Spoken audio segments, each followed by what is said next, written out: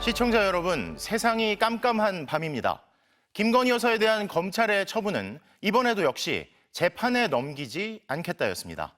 도이치모터스 주가 조작 사건에서 김 여사는 계좌를 이용당해 돈을 벌게 됐을 뿐 주가 조작에 가담했다고 인정하긴 어려워 기소할 수 없다는 겁니다. 직접적인 증거를 찾지 못했고 김 여사 본인도 잘 기억이 안 난다고 했다는 것 역시 불기소 처분의 이유였습니다. 그렇지만 검찰은 지난 4년 반 동안 이 사건과 관련해선 김 여사에 대해 계좌를 제외하곤 휴대폰 등에 대한 압수수색 영장을 청구한 적이 없다는 사실도 확인됐습니다. 먼저 이준희 기자가 보도합니다. 예상대로 검찰은 김건희 여사를 불기소 처분했습니다. 고발된 지 4년 반 만에 검찰이 내놓은 결과입니다. 시세조정 범행을 인식 또는 예견하면서 계좌 관리를 위탁하거나 직접 주식 거래를 하였다고 보기 어려워 금일 피의자에 대해 혐의 없음 결정을 하였습니다. 앞서 1, 2심 법원은 김건희 여사 계좌 3개가 주가 조작에 동원됐다고 인정했습니다. 하지만 검찰은 김 여사는 수익을 얻으려고 권오수 전 도이치모터스 회장을 믿고 계좌를 맡겼을 뿐 주가 조작 범행을 알지 못했다고 결론냈습니다. 권오수 전 회장이 김 여사 같은 투자자들의 자금을 범행에 활용한 것이 사건의 실체라는 겁니다. 검찰은 김 여사에게 방조 혐의도 적용할 수 없다고 했습니다. 지난달 항소심에서 주가 조작 방조로 유죄를 받은 전주 손모 씨와 김 여사는 다르다는 게 검찰 설명입니다. 손 씨는 단순 전주가 아닌 전문 투자자로 주가 조작 주포와 주고받은 문자도 있지만 김 여사는 그런 정황이 없다고 했습니다. 검찰은 이번 사건과 관련해 계좌 추적은 했지만 김 여사 휴대전화 등에 대해 압수수색 등 강제 수사는 시도하지 않은 것으로 확인됐습니다. 검찰은 윤석열 대통령의 장모 최은순 씨 역시 투자 목적으로 계좌를 빌려줬다고 보고 불기소 처분했습니다. 대통령실은 입장을 내지 않았습니다. MBC 뉴스 이준입니다. 이런 검찰조차 의심스러웠다고 밝힌 대목이 있습니다. 주가 조작 일당이 8만 주를 매도해달라 준비시키겠다고 하자 그로부터 불과 7초 뒤 김 여사 계좌에서 매도 주문이 나오고 김 여사가 알겠다고 답한 부분이죠.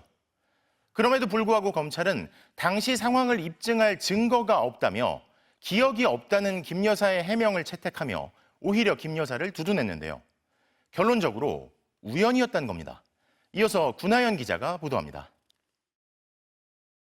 2010년 10월 28일 주가 조작 선수들끼리 지금 처리하고 전화 줄 것 같다는 문자가 오갑니다. 3분 뒤 김건희 여사 대신증권 계좌에서 도이치모터스 주식 매도 주문이 나옵니다. 10만 주, 3억 원어치입니다. 거래 직후 증권사 직원이 전화로 10만 주 냈고 그거 누가 가져가네요 라고 하자 김 여사가 체결됐죠 라고 답합니다. 사흘 뒤에도 선수들의 문자가 오갑니다.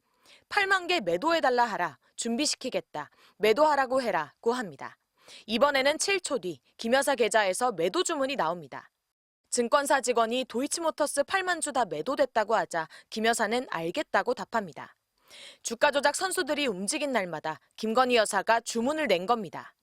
법원은 두 거래 모두 물량과 시간을 짜고 친 통정 매매로 판단했습니다. 하지만 검찰은 어떤 식으로든 김 여사가 권오수 전 회장의 연락을 받고 주문을 한 것으로 추정되지만 구체적인 연락 내용이나 당시 상황을 확인할 증거가 없다고 했습니다. 의심은 들지만 이를 뒷받침할 진술이나 물증이 없다는 겁니다. 검찰은 먼저 김 여사가 범행을 공모했거나 주가 조작을 알고 있었을 것이라는 공범들 진술이 없다고 했습니다. 주가 조작 혐의 자체를 부인하고 있는 권 전 회장이나 이종호 씨 진술을 김 여사 무혐의 근거로 든 겁니다.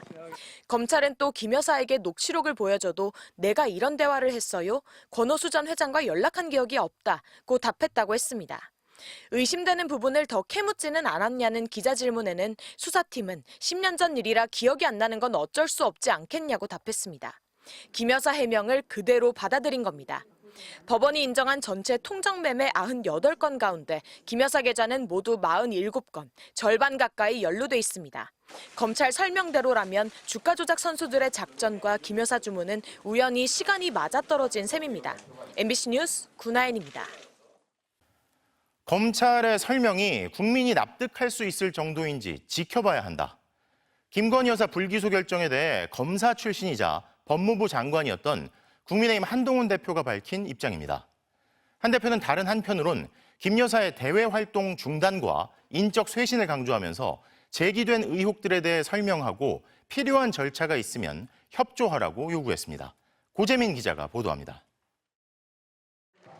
한동훈 국민의힘 대표는 검찰이 김건희 여사를 불기소하기로 한 데 대해 다시 한번 국민이 납득할 수 있을지 봐야 한다고 강조했습니다.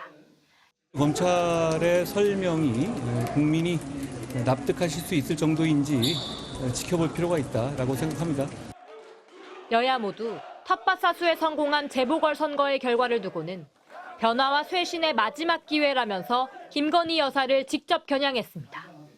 그간 국민의 눈높이에 맞지 않는 행동들도 있었고 의혹의 단초를 제공하고 제대로 설명하지 못해서 민심이 극도로 나빠진 겁니다. 한동훈 대표는 김 여사와 대통령실을 향해선 3가지 조치를 요구했습니다. 김 여사 관련 대통령실 인적 쇄신이 시급하다며 사실상 이른바 한남동 라인 정리를 재차 압박했고 김 여사의 대외 활동을 중단하라며 발언 수위를 높였습니다. 마지막으로 의혹 규명에 필요한 절차가 있다면 적극 협조하라고 요구했습니다. 더 거칠어진 한 대표의 발언에 홍준표 대구시장은 선무당짓 그만하고 당정일체로 혼란을 수습하라고 강하게 비판했고 친윤계 사이에서도 당 분열을 일으킬 수 있다는 우려가 나왔습니다. 국민들에게는 마치 보수가 이제 분열해서 서로 틈을 하는 모습으로 비춰지지 않을까 하는. 대통령실은 한 대표의 요구에 별다른 입장 없이 이번 선거 결과와 관련해 부족한 부분은 국민의 뜻을 받아들여 바꿔나가겠다고 밝혔습니다. 윤석열 대통령과 한동훈 대표의 독대가 다음 주로 예상되는 가운데 윤 대통령이 한 대표의 요구를 얼마나 받아들일지에 관심이 쏠립니다. MBC 뉴스 고재민입니다. 검찰의 불기소 처분에 대해 야권은 면죄부를 상납했다, 검찰이 제3부속실로 전락했다고 맹비난을 쏟아냈습니다. 민주당은 오늘 3번째로 김건희 여사 특검법을 발의했는데 불법 여론조사 의혹, 이른바 명태균 의혹이 추가됐습니다. 조재영 기자입니다. 검찰의 도이치모터스 불기소 처분에 대해 더불어민주당은 검찰이 기어코 김건희 여사에게 면죄부를 상납했다고 맹비난했습니다. 야권 법사위원들은 일제히 검찰이 권력의 제3부속실로 전락했다, 국민적 분노와 정의보다 김 여사 기분이 우선이냐고 입을 모아 질타했고, 조국혁신당은 김 여사를 두고 처통령, 검찰처장 등 패러디가 난무한다고 비꼬았습니다. 앞서 김건희 여사 특검법은 2차례 국회 본회의를 통과했지만 거부권 행사에 막혀 재표결 끝에 폐기됐습니다. 민주당은 대한민국 사법질서가 무너진 지금 진상을 규명할 방법은 특검뿐이라며 오늘 3번째 특검법을 발의했습니다. 수사 대상 의혹이 기존 8개에서 13개로 늘어났습니다. 공천 개입 의혹이 2022년 지방선거와 재보궐선거까지 확대됐고, 명태균 씨를 통해 불법 여론조사 등 여론을 조작했다는 의혹, 집무실 관저 이전 의혹이 추가됐습니다. 국정농단 의혹과 검찰의 김 여사 수사 지연, 봐주기 의혹도 포함됐습니다. 윤석열 대통령이 이번에도 거부권을 행사한다면 국민적 저항에 직면하고 정권의 몰락 속도는 더욱 빨라질 것이라는 점 똑똑히 경고합니다. 국민의힘은 민주당이 기어코 3번째 김 여사 특검법을 발의했지만 지금까지 그 어떤 증거도 제시하지 못한 채 모두 카더라 수준의 추측일 뿐이라고 반발했습니다. 그러면서 국정감사 기간마저도 김 여사에 올인하고 있는데 민생 대신 정쟁에만 몰두하는 민주당의 폭주라고 규정했습니다. 하지만 여당 일각에서는 이재명 방탄을 비판하면서 김 여사 방탄을 자처한다면 국민들 보기에 내로남불일 수밖에 없다는 회의적인 반응도 나왔습니다. MBC 뉴스 조재영입니다. 방송통신위원회가 MBC PD수첩에 부과한 과징금 제재를 취소하라는 법원의 1심 판결이 나왔습니다. 특히 상임위원 2명만으로 의결한 건 절차적으로 위법하다는 법원의 첫 명시적 판단이라 주목됩니다. 먼저 이혜리 기자입니다.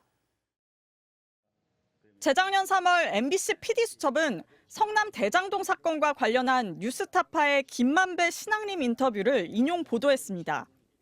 보도 1년 반이 지난 작년 9월 대통령실이 거짓 인터뷰 대선 공작으로 규정한 데 이어 형사 고발과 검찰 수사가 시작됐습니다. 방송통신심의위원회는 즉각 해당 방송을 긴급 심의 안건으로 상정해 중징계인 과징금 1,500만 원의 법정 제재를 의결했고 올해 1월 방송통신위원회는 김홍일 당시 위원장 등 상임위원 2명이 처분을 심의 의결했습니다. 그러나 1심 법원은 이 같은 2인 체제가 위법하다며 처분을 취소한다고 판결했습니다. 재판부는 방통위가 정원 5인 중 2인의 위원으로만 제재를 의결한 것은 정족수를 채우지 못한 하자가 있어 위법하다고 밝혔습니다. 방통위는 합의제 행정기관으로 설립됐다며 위원 구성에 정치적 다양성이 반영되도록 하는 게 방통위법의 입법 목적 달성을 위한 핵심이라고 강조했습니다. 특히 과징금 처분 당시 방통위가 대통령이 지명한 2인의 위원으로만 이루어져 있었다며 이해관계가 다른 구성원에 토론 참석 가능성 자체가 배제돼 있었다고밖에 볼 수 없다고 지적했습니다. 그러면서 다수결 원리의 전제 조건 성립을 위해선 논리적으로 최소 3인 이상의 구성원이 필요하다고 밝혔습니다. 방통위는 판결문 내용을 분석하고 적절히 대응하겠다는 입장을 밝혔고 항소 여부를 검토 중인 걸로 알려졌습니다. MBC 뉴스 이혜리입니다.